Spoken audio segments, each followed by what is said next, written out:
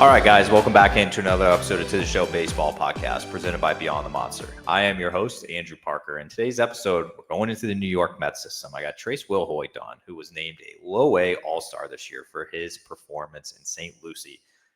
He had an OPS over 850. He had a fantastic first year in professional baseball that saw him he ended up getting promoted up to high Brooklyn as well in the process. But, we do dive into a successful year, and we kind of look forward to next year in his second year of pro ball.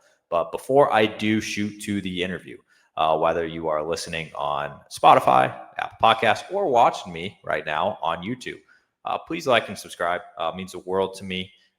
Making a big push right now on all the platforms, but YouTube in specific. It's a newer channel, trying to get some subscribers there so we can keep growing that page. But anything helps, and I do appreciate it always. But without further ado, let me shoot you on to the interview with Trace Willhoite.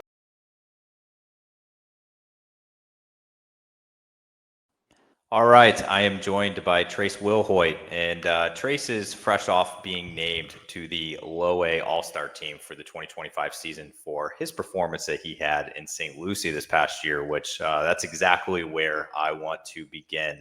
And obviously it was your first full year of professional baseball, and you got named to an All-Star team. I feel like that's got to be at least somewhat of a good feeling. So for yourself, just looking back on the year, how would you look back on your 2025 season? Yeah, I mean, overall, just a fun year. Kind of an experience that everybody dreams of having, and was lucky enough to just get the chance to play baseball another year. So, like looking back on it, just an incredible opportunity and like just a fun year overall. Just getting to meet a lot of new guys and play another level of baseball, and that I hadn't before, and it was just a fun time. So I know that the back of the baseball card numbers aren't always the factor into like, hey, I had a good season or I didn't have a good season, but the back of your baseball card numbers looked very good, and obviously having an OPS over 850 for the year in St. Lucie was a tall tale sign of that. But for yourself, just having the success that you did in year one of the professional journey, does that give you any confidence going forward into next year that you're like, okay, like I just had my first full year and, I was able to handle everything. And does that give you anything going to next year? Yeah, there's definitely some weight to that. I think just going through the first full year, it was like, hey, just win each day, because it is a long year. And, I've never had a full year of baseball like this consecutively. Then there's the college season, and then we go play summer ball. And then the fall is kind of back to your school. So it's a little bit different year than ones I've had in the past. So it's just like, hey, how can I go and win the day today and kind of either like ride the wave or just kind of flush the performance and move on to the next day. Like really good or bad day is trying to take every day for itself and just win each day and kind of letting them stack up how they are. And if as long as I did everything I could that day to be my best, then I could finish the year happy with my performance, whether the numbers on the back are good or bad, just because I could say, hey, I played as well as I felt like I could and did everything that I could this year to be my best. Well, it definitely worked for you throughout, your first few months of the year. Obviously, it landed you to getting promoted to high A, and I always think that no matter what level it is, going low A to high A or even double A to triple A, it's always a big deal for guys to get promoted because you are one step closer to the ultimate goal that everybody wants to achieve of being in Major League Baseball. So. For yourself, obviously you putting yourself in a good spot to get promoted. Was that something that you kind of saw coming, or was it a big surprise to you when you got the call? It was a surprise to me. We had just finished up our series in Tampa and getting ready for the ride back home. I think it was like 3.5 hours, and it was everybody. We all had a team meeting right before the bus, and then it was announced. It was kind of a surprise to me. Throughout the season, I wasn't necessarily playing for promotion, but just like playing to do the best I can and enjoy where I'm at. On my wrist tape, I write every game, be where your feet are. And I just like try to live by that every game. And then, like I said, if the promotion happened, it happened, and if not, then I still get to play professional baseball in St. Lucie. So it definitely was a surprise, but not necessarily not something that I was like striving for, but just something that was kind of came about because of the play. It sounds to me like you learned a very important, I guess, lesson, we'll call it, like early on, which is like, I was kind of surprised to hear.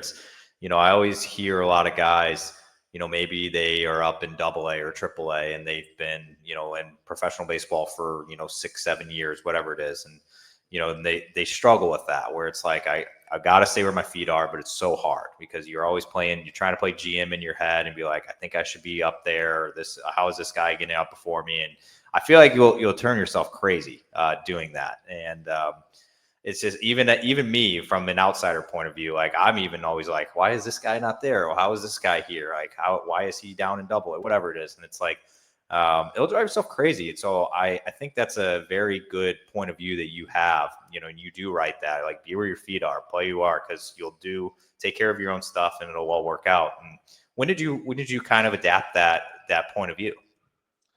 I kind of had to have it in college just because it's everybody in college wants to get into pro ball, and you there's nothing really you can do to try to achieve those goals other than just, like I said, play the best you can that day, or train as hard as you can that day specifically. So like you can't do anything other than what you can do, and it's kind of weird to say that, but today all I can do is what I'm doing today to train in the off season. And when it comes to in season play, it's just like, hey, you just got to take advantage of the opportunity that's right in front of you. You can't do anything about the past performance. You can't play tomorrow when it's not tomorrow yet. So like in college, it's like everybody's striving to get into pro ball or get drafted, and you can't do anything other than just play the college game you're at or go to college practice. Or even before I signed, it was just like, hey, just be who you are today and do all you can today. And like I said, those days stack up. Yeah, I feel like that's the perfect mindset to have, especially in minor league baseball. Because, like I said, you get into year 3, 4, and you're just like, it could turn into a situation where, like, why am I not here? Why am I not there? And it's like, yeah, I feel like your mindset's perfect for it. So, kudos to you for adopting that early on. But I did want to ask this question because I saw you were a Kentucky guy. You'd played in Nashville in college, so you're Tennessee, Kentucky. You call that area of the country home. And, high A for the Mets is in Brooklyn. So it's a very different environment. It's obviously a lot bigger city. It's crazy. There's people everywhere. So how did you adapt to playing in Brooklyn and calling that home for the short time you did? Yeah, definitely different world than around Oh, here. yeah. Being in St. Lucie was kind of similar to like my area. It's just instead of rolling hills and mountains in eastern Kentucky, it's the beach down there, and Yeah. it's close enough to where there's farmland down there. But in Brooklyn, it's all city except right there on the beach where the Cyclones play. But it's a different world. I think the adjustment was helped a lot by my teammates. Nick Roselli, who was my roommate both in Port St. Lucie and in Brooklyn, he's a Long Island native, so There it is. that definitely helped a lot. He knows the city. And then also just guys that I played with earlier in the year in low A getting moved up, and then just getting to join them where they had already been there, kind of seen the city, were able to give recommendations for, where to go, where maybe where not to go, and best ways to get around. I think that was super helpful for me. Yeah. I can't even imagine. It's like I'm a Midwest guy. I grew up in the St. Louis area. I couldn't imagine just being uprooted and living in Brooklyn, New York, like for the first time, and I'd be like, "Holy cow!" It'd be a little overwhelming. So, Very different. I got back home, went down to Nashville for a little bit this past weekend, and driving into the city, it's like, wow, this is like big city in this area, and looks tiny because it just came from New York. It's different for sure. Yeah, I felt the same way. Like, obviously I grew up near St. Louis and I was like, wow, it's like kind of a bigger city. And then, I lived out in Boston and a few other spots, and it's like, yeah, it's not so big anymore. But that is fascinating. I always find that very interesting. Like guys from the South, or, maybe they're from the West Coast and they go play out East, and it's like, you're in a very different spot than where you grew up. So I definitely, I appreciated that. Did you get a chance to, I don't know if you're a pizza guy, but did you get a chance to try any New York pizza? I am a pizza guy. Okay. My favorite pizza was John's on Bleecker Street. I've heard of this one. I went to Angelo's Coal Fired over up by Central Park, and then a bunch of places and a couple places in Brooklyn. But John's was my favorite in New York. But my favorite all time would be Regina's in Boston. Now you're talking my language here. Okay. So, I'm proud of you for that one. I'm gonna say that's a good pull by yourself there. The original one in North End, correct? yeah. Is that the one you went to? Yes. Good man. That's a good man right there. Anytime I played up in Boston a couple seasons ago, a couple years ago in college for the NECBL. So that was the first time I had it. And then a year after, I was in the Cape for a little bit. So, even just flying out of Boston, I went in early just to go to Regina's before the flight, just because it's my favorite anywhere. And anytime I go different new places, I'm a pizza guy. So Same. I try like pizzas wherever I'm at to try to just like, see what's good. And Regina's is number one for me. I mean, we're cut from the same cloth, man. I do the exact same thing. I gotta try the pizza anywhere I go. Obviously, I had the luxury of living in Boston for the last 5 years, and I tried all the pizza, Regina's, obviously, Santarpio's, all that stuff. And I will say this: you get up to, I know that I'm not trying to, I'm trying to stay where your feet are here, but once you do get up to Double A with the Mets, you play all over the upstate New York, the East Coast, Portland, New Hampshire, all that area. A lot of good pizza everywhere. So definitely hit me up once you do arrive up there in Portland, Maine, and all those places. I have some good recommendations for you. I will. Cool. So I know I talked to you a little bit about this off air, but I always like showing some love to where you came from. Where your school was that kind of made you, and got you to where you are today. And I know we were talking about this. You aren't the first guy I've had from Lipscomb, but you are the second. And could you just talk a little bit about what it was like playing there, and just how I guess your career there got you to where you are today? Yeah. So Lipscomb was a huge part of where I'm at today. I played my last 3 of 5 years at Lipscomb and kind of just became home.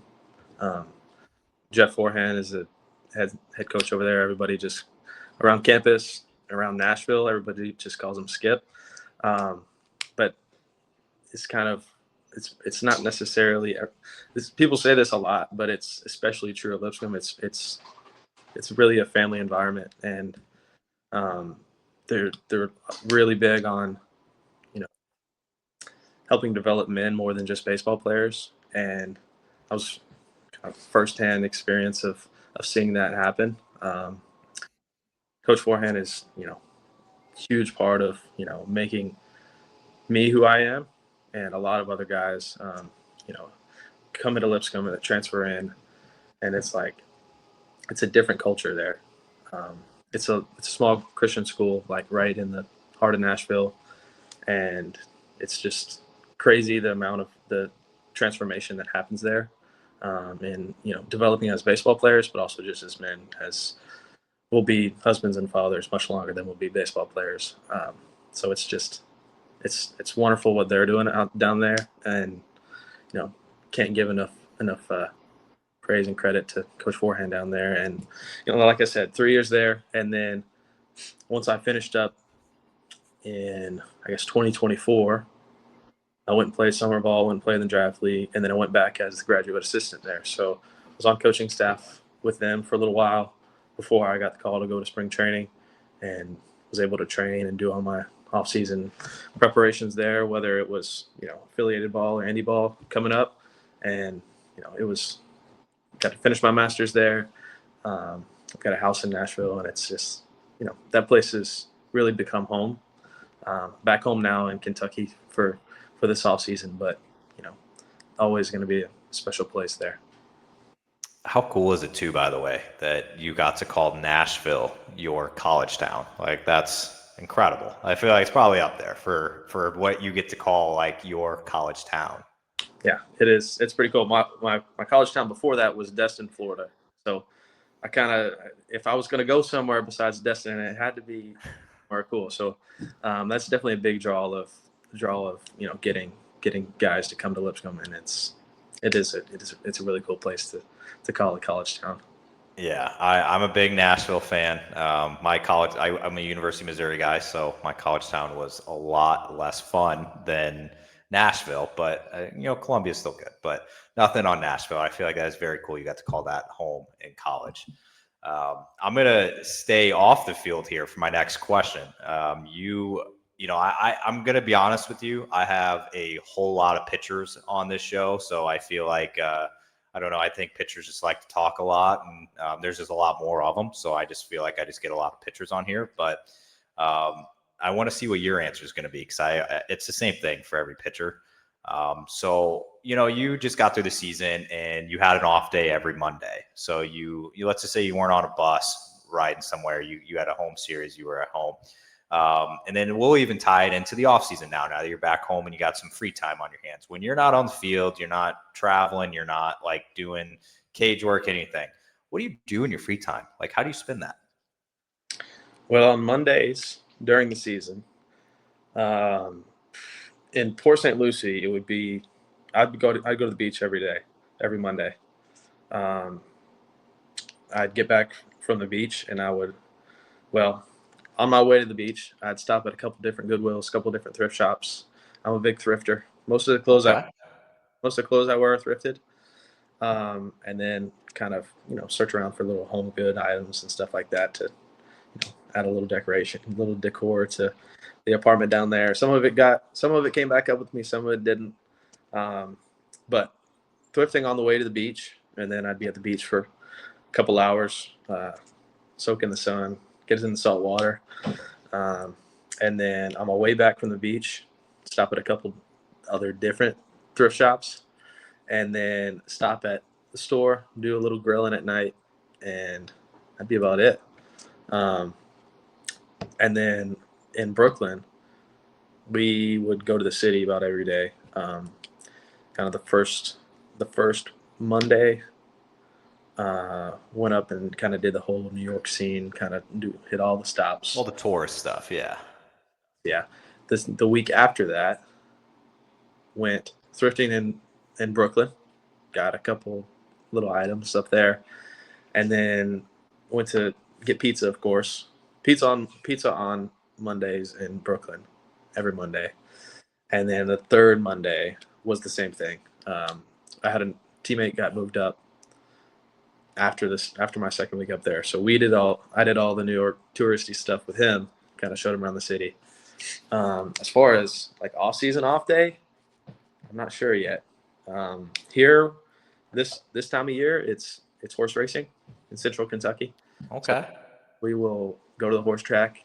I'll see my family. And then what else? I'll go fishing some. I was excited to come home and go fishing, go kayaking. That's about it. I'm going to be completely honest with you. I'd be in big trouble if I got into thrifting and any of that. I feel like this house would be full in a second. So I kudos to you for not being able to, being able to control that, because I wouldn't be able to. Oh no, I struggle a little bit. At home, immediately was a closet clean out, because I had just acquired a bunch of clothes over the season and had to decide, hey, what am I keeping and what am I throwing out? So I took stuff back to Goodwill and kind of took some things, depending on the items, would take them to other different thrift shops and try to sell a little bit of stuff here and there. It's a circle of life, man. I love it. Yeah, my wife would not be pleased if I started doing that. So I cannot dabble in those adventures, but I do appreciate those though. I didn't hear golf out of you, which is very minority for a baseball player. I will. So I'll golf here and there.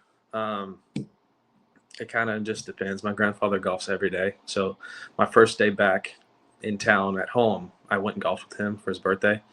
Um, like I will golf here and there, but it's not like a avid hobby of mine. Kind of I can golf in the neighborhood anytime, pretty cheap. But it's you know it's more fun if you go golf with your friends. And Oh yeah. my friends at home are working during the day when I'm either working out or have the time to golf. And at night it's no golf at night for me. Yeah, that's fair. That is fair. Yeah, it's also weird. I've heard a lot of guys, this especially over the past couple weeks, are like, "Hey, we're back home," and all my friends are like, working their day job or something, and I'm not. So it's just weird. It's got to be a weird feeling. All right, I got one question left for you here, and I will let you slide. So obviously, we are going into your second professional off season here, and you are about to. I saw a countdown on Twitter the other day that it's like, to spring training, pitchers and catchers reporting, and it is way less time than I thought it was. So it will be here before you know it. So for yourself, obviously you're gearing up for your off season. It's just begun. What kind of things are you up to this off season, and how are you going to prepare for your second spring training this time around? Obviously, being a rookie last year and kind of doing everything a first time, like how are you going to prepare differently for this one? Yeah, so this past one I kind of just didn't know what was happening. I was like preparing for just in case. But this one, just kind of in the off season, strength wise, just trying to add strength. Hopefully gain some good weight. And baseball wise, just kind of just I'm gonna take a little bit of time off of swinging. So by a little bit of time off, it's probably like a week for me, just because I get the itch pretty bad. I want to go do stuff. But this offseason, just kind of clean up the path and improve, contact rate, contact quality comes along with that for me. So just kind of clean up swing path and kind of try to add on this past year and just roll into spring training to go. Yeah, I just talked to a guy this past week, and he told me he already had the itch, and his season just ended. I mean, he was in Double A, so his season had just ended like 2 weeks ago. I was like, you already have the itch. That is, I don't know if that's good. Yeah, I'm excited to get going again.